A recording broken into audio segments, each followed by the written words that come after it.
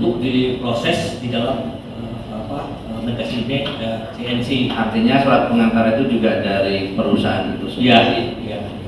Seperti itu. Iya. Tapi itu harus dikonfirmasi kembali atau cukup sudah? Oh ini percaya gitu saja? Ya, pasti dilakukan berbasis oleh timnya, Pak. Ya, tim yang terkait dengan biasanya kalau batu bara, itu perlu batu bara lah yang melakukan donasi. Kalau dia mineral logam, dia perlu mineral lah yang melakukan donasi.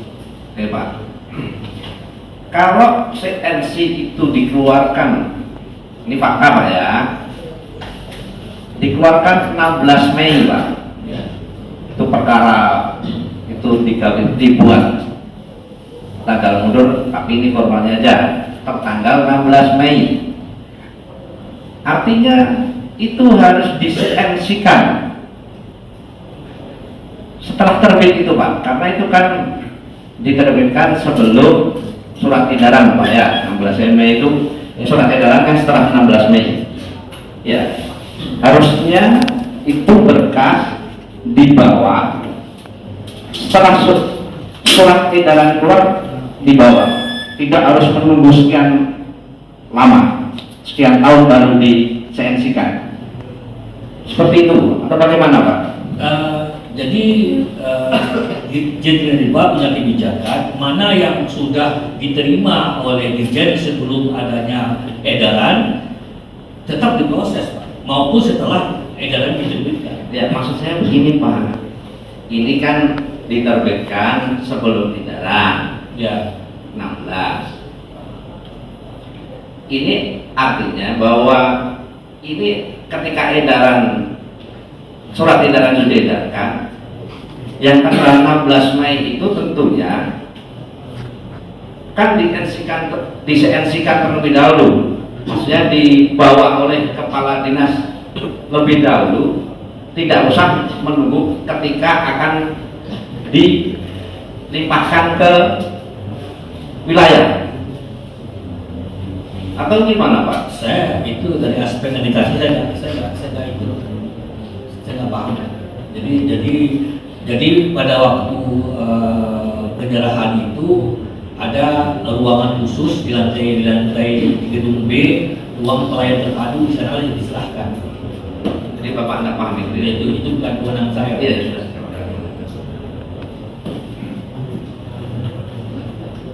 Baik saudara saksi ya. Ya. Yang tadi masalah CNC Pak ya. Ya. Pertama saya umpama katakanlah saya membawa satu berkas atau dari wilayah kepala dinas membawa satu berkas yaitu peralihan ya, Pak ya, dibawalah ke tempat saudara ya. Kemudian berkas itu untuk masuk ke CNC pertama kali kemana? Pertama kali masuk di ruangan pelayanan terpadu di gedung B lantai 1, kemudian diserahkan ke Sekjen untuk dibuat ada surat masuk, biasanya ada kertas kuning atau kertas biru, disampaikan ke Pak Dirjen. Pak Dirjen disposisi. Mungkin saya langsung aja ke timnya. Tadi ada satu wilayah, dua, siapa Pak tadi?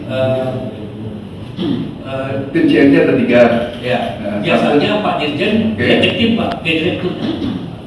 Tidak ada tim Pak ya. Yang untuk terasa tadi Bapak ada bilang wilayah, ada hukum, kan Bapak hukumnya. Nah, biasanya surat masuk ke Sekjen dibuat berkas surat kuning atau surat biru ke Pak Dirjen, Dirjen posisi kepada direktur untuk diproses. Direkturlah nanti yang menyampaikan ke bidang perizinan.